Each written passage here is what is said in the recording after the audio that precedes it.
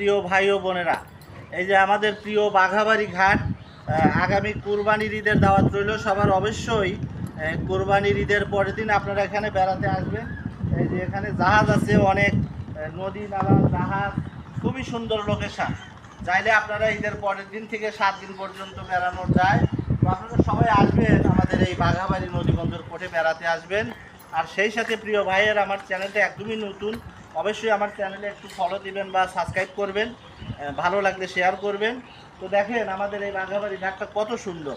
ঈদের পরে অবশ্যই বেড়াতে আসবেন। ভালো থাকবেন, সুস্থ থাকবেন এবং সুন্দর থাকবেন। আল্লাহ হাফেজ।